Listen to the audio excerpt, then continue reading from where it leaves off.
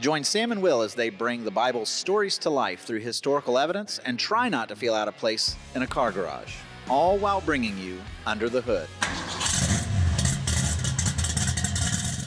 Welcome to Under the Hood. I'm your host, Will. I'm here alongside Sam. Sam, what are we talking about today? So today we're going to be talking about one of those questions that skeptics have, and even people with questions about the Bible, all of us should have, which is, if there was a flood that was worldwide and it was every bit as bad as the Bible says, would there even be enough water on planet Earth to make that happen?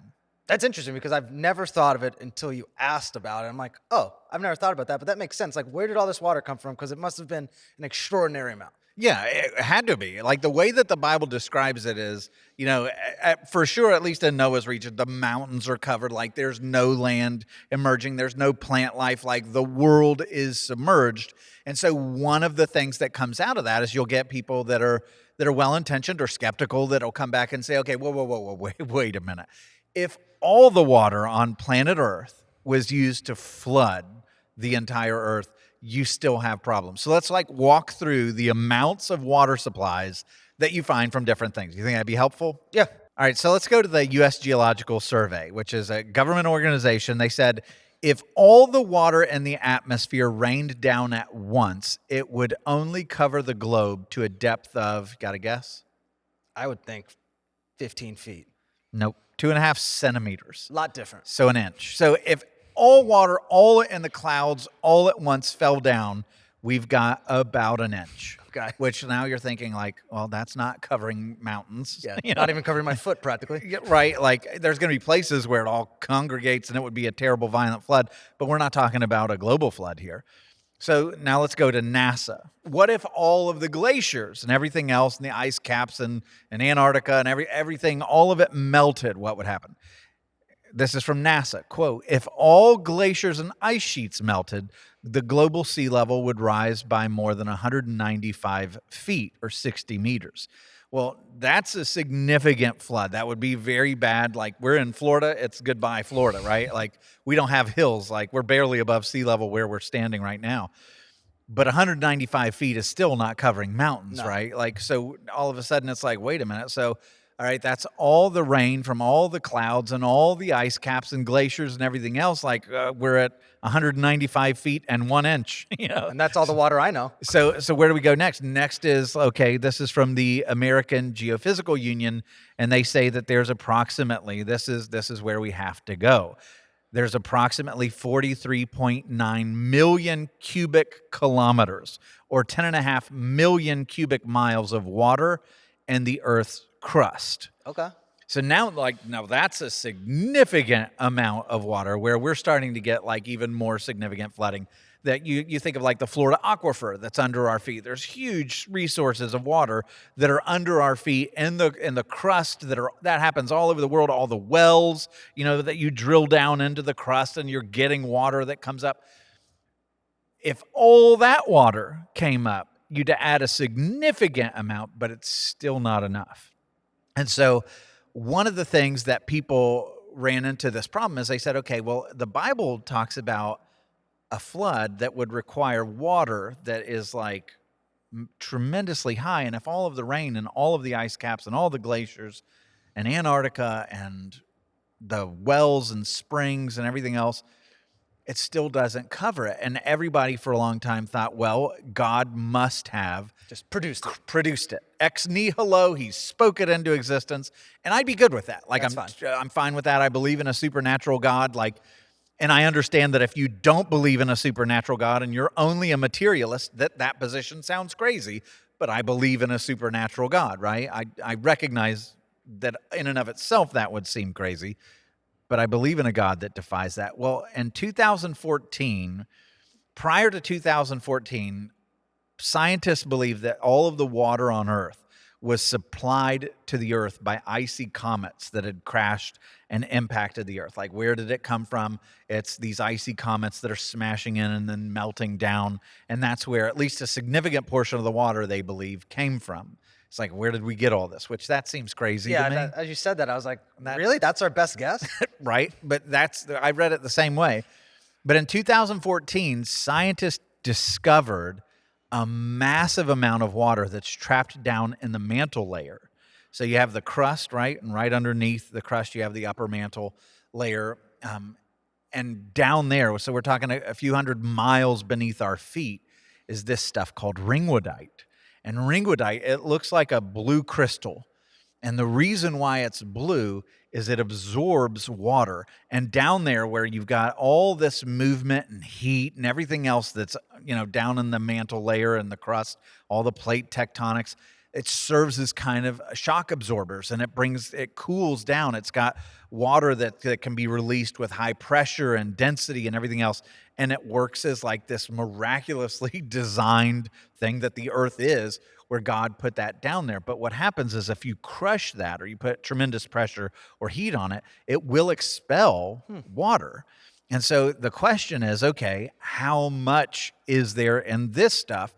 And scientists now estimate that this reservoir and the mantle layer of all of this ringwoodite contains up to 1 billion cubic miles of water. So remember what we were saying? If we go back to all the stuff that's in the crust, we get 10.5 million cubic miles of water. They're saying it's up to 1 billion cubic miles of water that's down in the mantle layer, which is more than enough to have this cataclysmic flood that covers the whole earth. And so, but how does that happen? How does the entire earth have some kind of event where it puts the due pressure and heat that would expel that out? Because you know how the Bible describes the flood. It doesn't say it rained really hard and the earth flooded. If you look at it in Genesis 7, verse 11, it says, all the springs of the great deep burst forth, and the floodgates of the heavens were opened.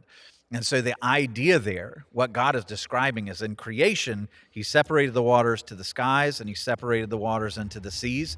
This is saying that the waters of the heavens are coming down and the waters of the deep are coming up. And in a sense, God is reversing creation. He's bringing a judgment on the world.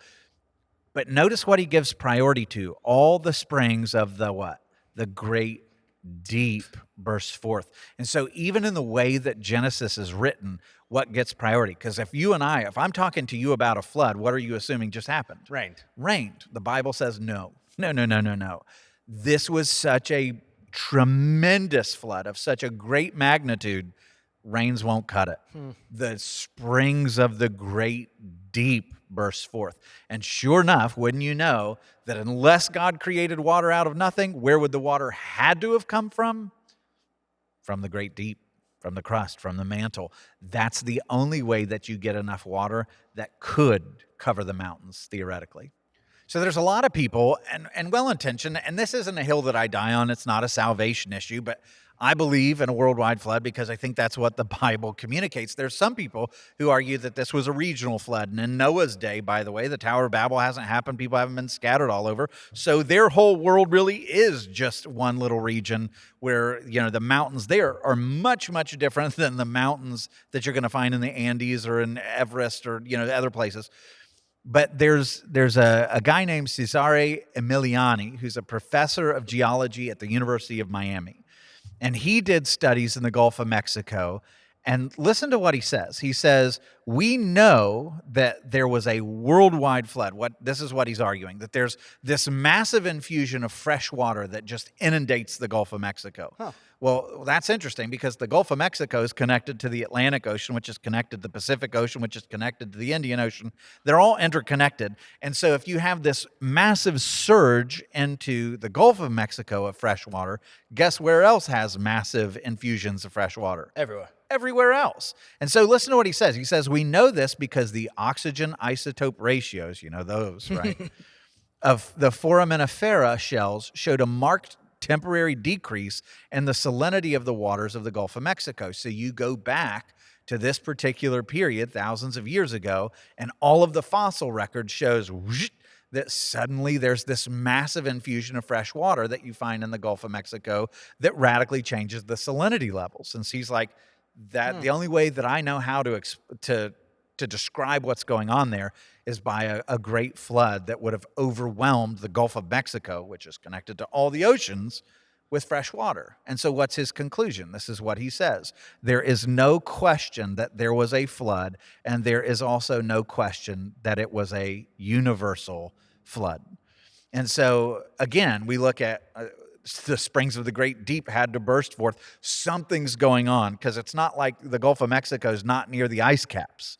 So even melting there, why would it be so pronounced that far south, that far north from the South Pole, that far south from the North Pole?